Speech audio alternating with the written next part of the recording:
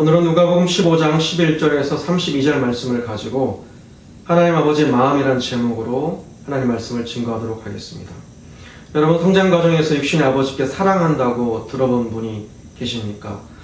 유교 문화권에서 성장한 저희 부모님 세대나 저희들은 자녀나 가족들에게 사랑한다고 표현하는 것이 어려울 때가 있습니다. 이러한 표현의 어려움들은 하나님 아버지의 사랑을 이해하는 데에 어려움을 주기도 합니다. 그러나 대부분 여러분들은 아버지의 사랑을 느껴보신 적이 있을 것입니다. 저도 약 22년 전에 군대 입대했을 때에 훈련소에서 처음으로 아버지 사랑을 느껴보았습니다. 아버지께서 3장이나 되는 긴 장문의 편지를 보내주셨습니다. 그런데 그 편지의 내용은 온통 아버지 때는 훈련을 어떻게 받았는데 지금은 어떻게 하고 있니? 라는 내용이었습니다. 아버지는 애몬 소총으로 사격을 했는데 너는 무슨 소총을 가지고 사격하니? 비록 그 편지에 사랑한다는 말은 없었지만 그 편지를 읽어 내려가면서 하염없이 눈물을 흘리고 아버지의 사랑을 느꼈던 기억이 있습니다. 우리 모두 완전한 아버지의 사랑을 가지고 있진 않지만 예수님께서 오늘 본문에서 사랑이 충만한 아버지에 대해 소개해주고 계십니다. 오늘 이 말씀 안에서 하나님 아버지의 사랑을 발견하고 그 사랑의 아버지께 더 가까이 가시는 여러분이 되시기를 소원합니다. 오늘 본문에는 4명의 등장인물이 나옵니다. 그 첫 번째 인물은 돌아온 탕자입니다. 이 둘째 아들의 유일한 장점은 아버지가 생존했는데도 유산을 달라고 요청할 만큼 담대하다는 사실입니다. 당시 유산에 대한 개념은 로마법의 영향을 받았는데요. 부모가 사망하기 전에는 유산을 받는 것이 불가능했습니다. 그러나 이 둘째 아들의 요구는 극단적이고 무례하고 아주 일탈적인 그런 행동이었습니다. 마치 그 요구는 이것과 같습니다. 아버지, 전 아버지가 돌아가실 때까지 기다릴 수 없어요. 당연히 내 것이 될 것을 주셔서 나가 살게 해주세요. 이런 그의 요구는 아버지에 대한 도전이었습니다. 매우 모욕적인 그런 요구였습니다. 어쩌면 아버지에게 매를 맞고 의절할 수도 있는 그런 사건이었습니다. 더구나 유대 문화에는 부모님 물려주신 땅을 반드시 자손 대대로 물려줘야 할 의무가 있는데 이 둘째 아들은 받은 땅을 고쳐보냈고 며칠 만에 아버지 집을 떠나게 되었습니다. 따라서 이 또한 공동체 전체의 분노를 자아낼 일이었습니다. 여러분, 아버지 마음이 어땠을까요? 매우 굴욕스럽고 낙담과 고통이 소용돌이 가운데 있었을 것입니다.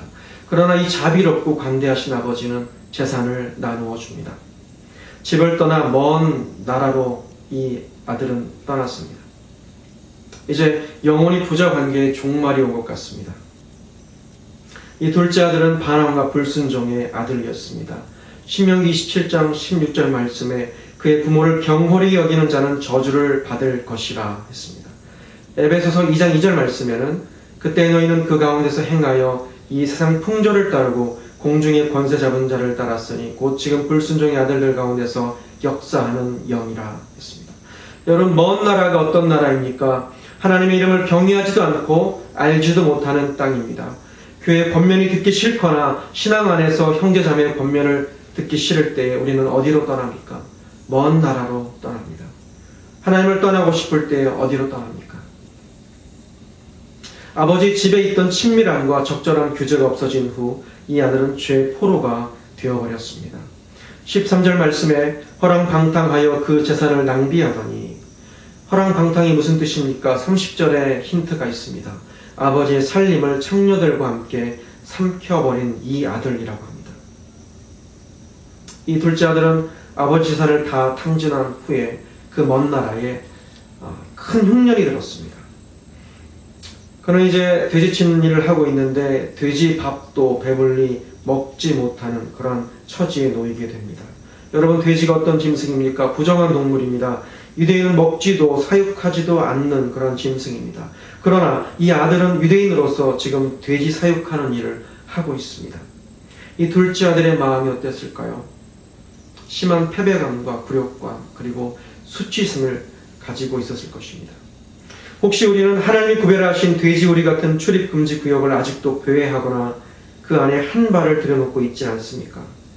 거룩하신 하나님 아버지는 배설물과 같은 죄와는 완전히 구별되신 분입니다. 우리 자신이 하나님 아버지의 사랑 안에 있지 않는 한 우리가 열망하고 갈구하는 것이 무엇이든 결국 그것이 우리를 조정하게 될 것입니다. 그래서 우리는 하나님 아버지 사랑 안에 머물러 있어야 하고 그 사랑을 통해서만 유혹을 극복하는 데 필요한 은혜를 받을 수 있습니다. 이제 17절에서 19절 말씀에 이 둘째 아들이 자신의 죄를 깨닫고 스스로 독백하는 모습이 나옵니다. 이에 스스로 돌이켜 이르되 내 아버지에게는 양식이 풍족한 품꾼이 얼마나 많은가. 나는 여기서 주려 죽는구나. 내가 일어나 아버지께 가서 이르기를 아버지 내가 하늘과 아버지께 죄를 지었사오니 지금부터는 아버지 아들이라 일컬음을 감당하지 못하겠나이다. 나를 품꾼의 하나로 보소서 하리라 하고. 이제 두 번째 등장인물 아버지가 나옵니다. 이 아버지는 걱정하고 기도하고 그리고 기다리시는 아버지입니다. 먼 들판에서 둘째 아들 같은 어떤 젊은이가 걸어온다면 그 아들을 보면서 그 사람을 보면서 내 아들이 아닐까 생각했을 것입니다. 그리고 그의 아들이 아닌 것을 알고 실망했을지도 모릅니다. 이제 정말로 이 둘째 아들이 아버지의 집을 향해서 걸어오고 있습니다. 그러나 그 둘째 아들의 모습은 거지 같은 모습입니다. 패배와 수치로 고개를 떨구고 있습니다. 먼 나라에서 오랜 시간 걸어오느라 쓰러질 듯 심하게 야윈 모습이었을 것입니다. 긴 머리와 그리고 몸에는 땀과 변이 배어서 정말로 심한 냄새가 나는 그러한 모습이었을 것입니다. 입술은 말라버리고 온 몸은 상처투성이에 상처가 골마서 정말로 어쩌면 벌레가 득실거리는 그러한 상태에 있을지도 모르겠습니다. 그는 신발을 신지 않았습니다. 맨발로 흙먼지를 터벅터벅 일으키면서 아버지 집으로 돌아오고 있었을 것입니다. 그의 마음 가운데는 돌아가서 종이라도 되면 다행이라는 죄책감에 눌린 그러한 상태였을 것입니다. 초라한 둘째 아들의 모습, 그의 모습과는 반대로 아버지 집은 풍요로운 모습입니다. 일하는 종들조차도 배부르게 먹습니다. 이제 그 아버지께서 이 아들을 보고 뛰고 계십니다. 20절 말씀에 이에 일어나서 아버지께로 돌아가니라. 아직도 거리가 먼데 아버지가 그를 보고 측은히 여겨 달려가 목을 안고 입을 맞추니. 성경 전체를 통틀어서 아마 이 장면이 하나님 아버지께서 유일하게 뛰고 계시는 모습이 아닌가 생각합니다. 그래서 일하는 종들도 돌아오는 그 아들을 누구인지 알지 못했을 텐데 이 아버지는 먼저 그 아들을 알아보고 뛰어갔습니다. 아직도 거리가 먼데 그 아버지는 그 아들을 발견했습니다. 그리고 그 아들을 측은히 여기며 껴안고 목을 안고 그리고 입을 맞췄습니다. 어떤 부모님들은 이렇게 범죄한 아들이 돌아왔을 때에 어떤 조건을 제시했을지 모릅니다. 내가 제사를 탕진했으니 나가 종처럼 일해라. 어느 일정 시간 일을 하고 나서 다시 내 집에 들어와라. 그렇게 요구했을지도 모릅니다. 그러나 이 아버지는 그 아들을 불쌍히 여겼습니다. 측은히 여겼습니다. 예수님께서 병자들을 고쳐주실 때에 성경에 보면 민망히 여기사, 불쌍히 여기사라는 표현이 있습니다. 동일한 표현입니다. 컴패션입니다. 불쌍히 여기는 마음, 이 하나님 아버지의 마음입니다. 21절에 이 아들은 변명 없이 아버지에게 정직하게 회개합니다. 21절 말씀에 아들이 이르되 아버지 내가 하늘과 아버지께 죄를 지었사오니 지금부터는 아버지의 아들이라 일컬음을 감당하지 못하겠나이다. 여러분, 바른 관계는 정직한 마음, 정직한 말에서 시작되고 완성되는 줄 믿습니다. 22절 말씀에는 그럼에도 불구하고 여전히 사랑을 부어주시는 아버지의 모습이 나옵니다. 22절입니다. 아버지는 종들에게 이르되 제일 좋은 옷을 내어다가 입히고 손에 가락지를 끼우고 발에 신을 신기라. 그리고 살찐 송아지를 끌어다가 잡으라. 우리가 먹고 즐기자. 이 내 아들은 죽었다가 다시 살아났으며 내가 잃었다가 다시 얻었노라 하니 그들이 즐거워하더라. 이 아버지는 제일 좋은 옷과 신발을 그 아들에게 주었습니다. 무엇입니까? 그 아들을 보호하기 위한 것입니다. 그리고 손에는 반지를 끼웠습니다. 무엇입니까? 그의 지위를 회복하는 것입니다. 이제 비록 초라한 모습으로 그 아들이 돌아왔지만 그 아들의 손에 끼어진 반지를 종들이 바라볼 때에 그 종들이 함부로 대할 수 없는 바로 그 주인의 아들이라는 것을 분명하게 보게 될 것입니다. 그 아버지는 살찐 송아지를 잡아서 축제를 벌입니다. 그렇습니다. 회개에 대한 반응은 축제입니다.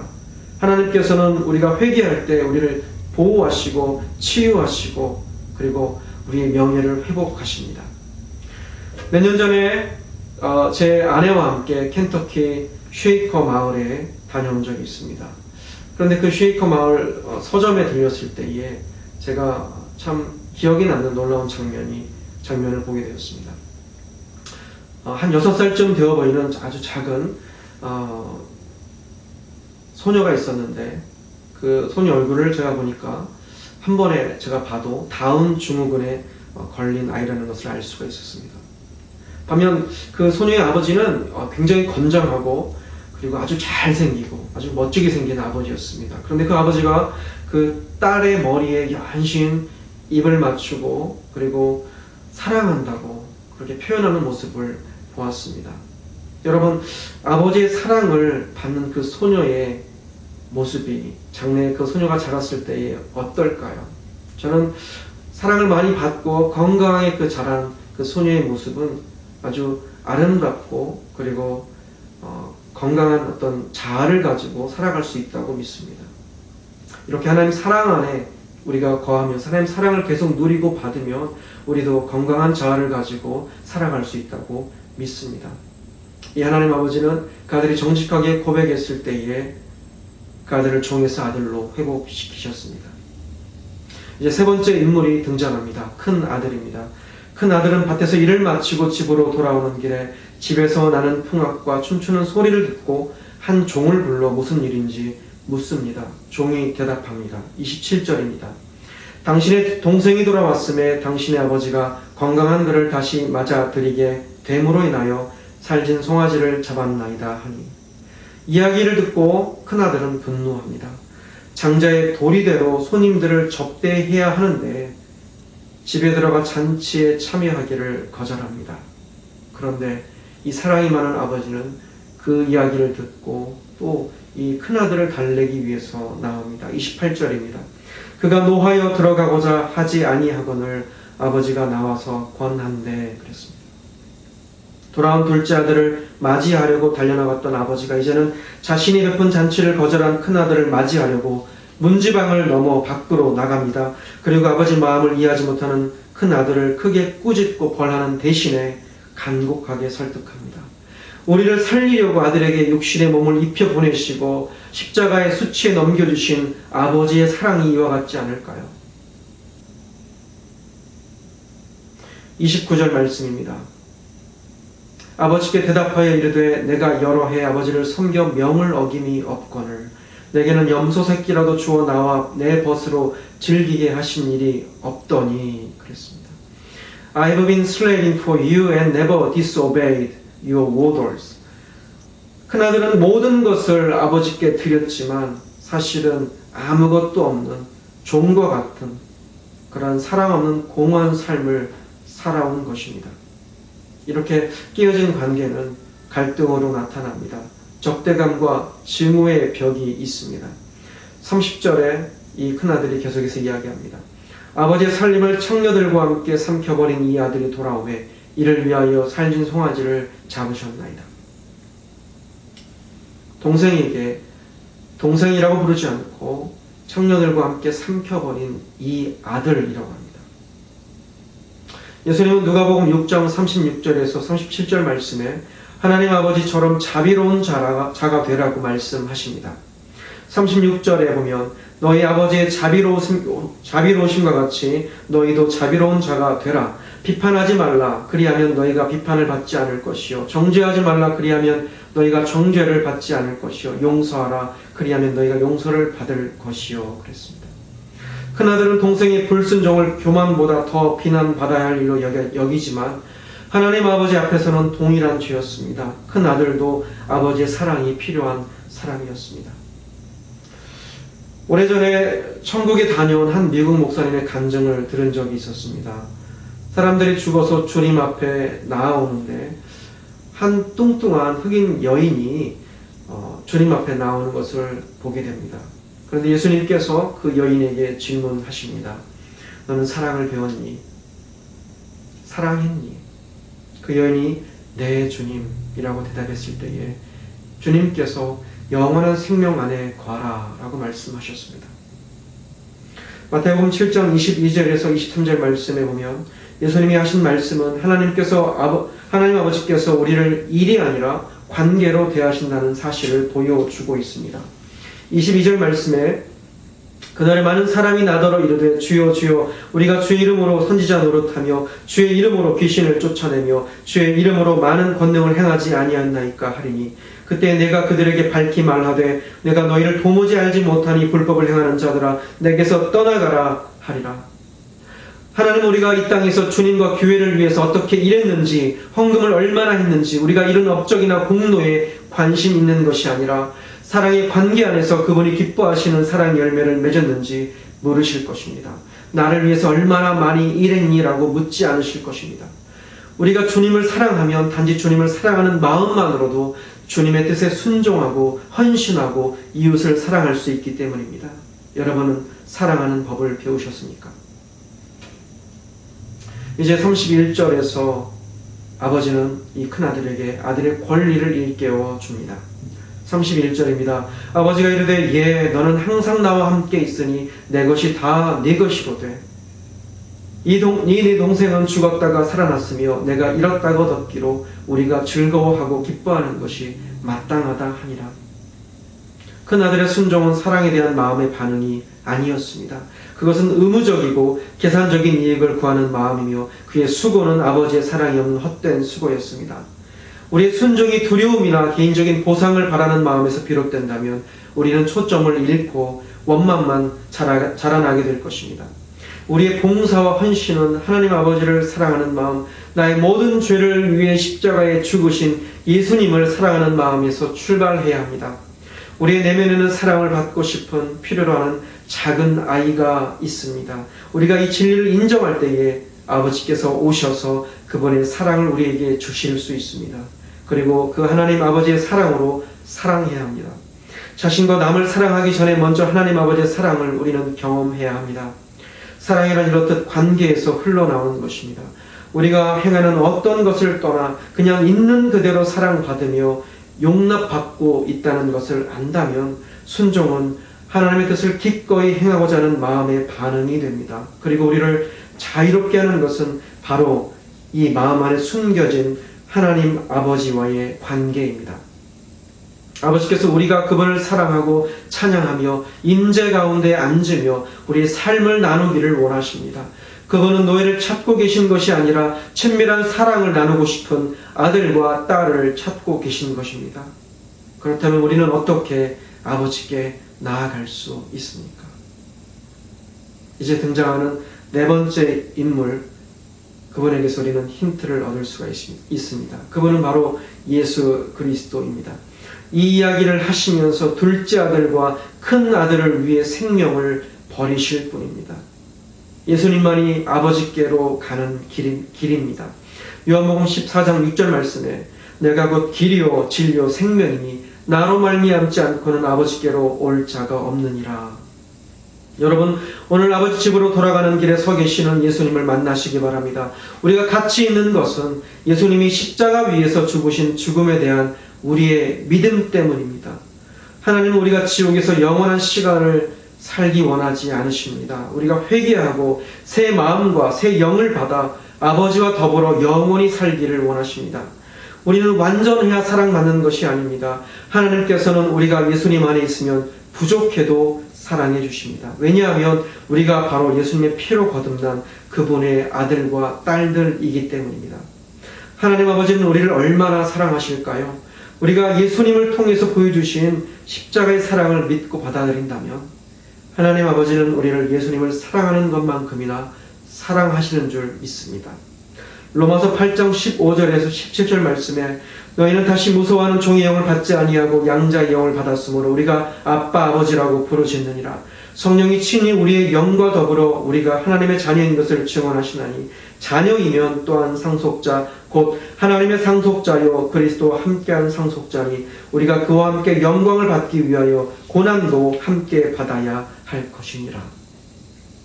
지금까지 예수님께서 이야기해 주신 본문의 배경을 보면 예수님은 자신을 시기하고 비난하는 바리새인과 서기관들에게 예수님이 하신 행동의 정당함을 깨닫게 하기 위한 것이었습니다. 회개하고 예수님 믿고 따르는 세리와 죄인들을 더 이상 죄인이 아니라 하나님의 자녀라는 사실을 알려주시면서 형제 자매와 함께 동거함이 기쁜 일이라는 것을 설명하려고 하신 것입니다. 누가복음 15장을 본문 전체에서 예수님은 세 가지 비유를 들어서 설명해 주셨습니다. 첫 번째는 잃은 양을 찾은 목자의 비유였고, 두 번째는 잃은 드라크마 곧 은동전을 찾은 여인에 대한 비유였습니다. 그리고 마지막 세 번째 비유가 지금 살펴본 잃은 아들을 되찾은 아버지의 비유였습니다. 이 세 가지 비유에서 중요한 강조점은 죄인의 회개입니다. 잃어버린 한 영혼이 회개하고 돌아오면 하나님 아버지께서 크게 기뻐하신다는 사실입니다. 예수님은 잃은 양을 찾은 목자의 비유를 말씀하시면서 누가복음 15장 7절 말씀에 내가 너희에게 이르노니 이와 같이 죄인 한 사람이 회개하면 하늘에서는 회개할 것 없는 의인 99으로 말미암아 기뻐하는 것보다 더하리라 하십니다. 이런 은동전을 찾은 여인의 비유를 말씀하시면서는 누가복음 15장 10절 말씀에 내가 너희에게 이르노니 이와 같이 죄인 한 사람이 회개하면 하나님의 사자들 앞에 기쁨이 되느니라 말씀하십니다. 여러분은 둘째 아들입니까? 아니면 큰 아들입니까?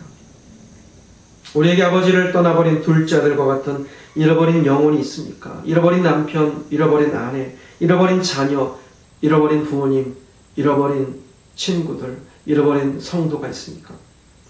둘째 아들은 먼 나라에 가서 상속받은 재산을 탕진한 후 돼지 쥐염 열매로 연명하는 신세가 됩니다.